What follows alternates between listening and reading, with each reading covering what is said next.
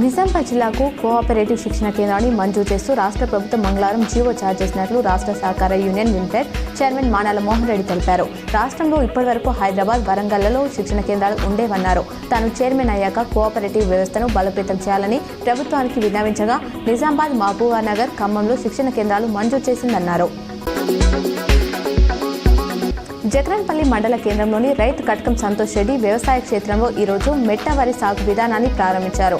Doctor Reddy's foundation ద్వారా ఉచితంగా యంత్రాలను ఇస్తున్నట్లు నిర్వాహకులు తెలిపారు.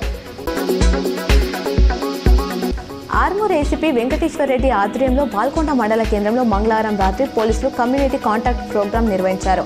మండల కేంద్రంలోని నడిమిల్లి, అంతర్గలి ప్రాంతాల్లో ఈ కార్యక్రమం జరిగింది. ఈ సందర్భంగా 44 ద్విచక్ర వాహనాలు, 3 ఆటోలు, 1 వ్యానును స్వాధీనం చేసుకుని పోలీస్ స్టేషన్ను తరలించారు.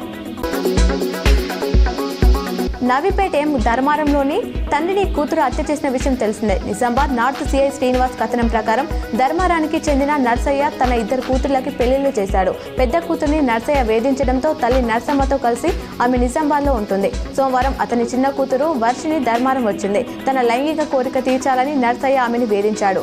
ఆగ్రహించిన ఆమె రోకలి దుండుతో కొట్టి చంపేసింది. బేగంపేట విమానాశ్రయానికి బాంబు బెదిరింపులు వచ్చాయి. దుండగుడి ఫోన్ కాల్తో పోలీసులు అప్రమత్తమయ్యారు. వెంటనే విమానాశ్రయంలో తనిఖీలు చేపట్టారు. డాగ్ స్క్వాడ్, బాంబ్ స్క్వాడ్తో విస్తృతంగా తనిఖీలు చేస్తున్నారు. దర్పల్లి మండలం దమ్మన్నపేటలో పిచ్చికుక్క దాడిలో 3 చిన్నాలకు గాయాలయ్యాయి. ఉదయం ఇంటి ముందు ఆడుకుంటున్న వరుణ్, హర్షిత్ మరో బాలుడిపై పిచ్చికుక్క దాడి చేసి గాయపరిచింది. చిన్నారులను చికిత్స నిమిత్తం నిజామాబాద్ ప్రభుత్వ జనరల్ ఆసుపత్రికి తరలించారు. పిచ్చికుక్క స్థైర్య విహారంతో ప్రజలు భయపడుతున్నారు. మోడర్న్ గోశాలలు నిర్మించాలన్న సీఎం రేవంత్ నిర్ణయంపై బీజేపీ ఎమ్మెల్యే రాజాసింగ్ హర్షం వ్యక్తం చేశారు. సీఎం రేవంత్కు ఆయన ధన్యవాదాలు తెలిపారు. గోవుల రక్షణ కోసం ఒక స్పెషల్ పోలీస్ ఫోర్స్ ఏర్పాటు చేయాలని విజ్ఞప్తి చేశారు. అందులో తనని కూడా సభ్యుడిగా చేర్చాలని కోరారు. దేశంలోని సీఎంలలో నిజమైన గోరక్షకులంటే మొదట యోగి, తర్వాత రేవంత్ పేరే చెప్తారన్నారు. సీఎం రేవంత్ రెడ్డి ఇవాళ రాత్రి ఢిల్లీ వెళ్లనున్నారు. 2 రోజుల పర్యటనలో భాగంగా ఏఐసీసీ పెద్దలు, పలువురు కేంద్ర మంత్రులతో ఆయన సమావేశం కానున్నారు. కాంగ్రెస్ పార్టీ అధిష్టానంతో నామినేటెడ్ పదవులపై చర్చించే అవకాశం ఉంది. రాష్ట్రానికి రావాల్సిన నిధులతో పాటు పలు కీలక అంశాలపై కేంద్ర మంత్రులతో చర్చిస్తారని సమాచారం.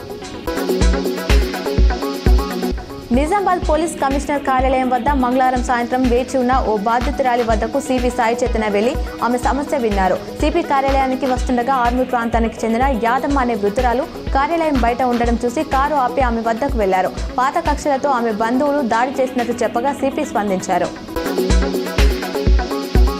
రుద్రూర్ మండలంలోని అబ్బమార్ శివార్లో గల మోడల్ స్కూల్ కళాశాలలో ఇంగ్లీష్, జువాలజీ సబ్జెక్టులను ఆంగ్ల మాధ్యమాల్లో బోధించడానికి అధ్యాపకుల నుంచి దరఖాస్తులను ఆహ్వానిస్తున్నట్లు ప్రిన్సిపల్ చెన్నప్ప తెలిపారు.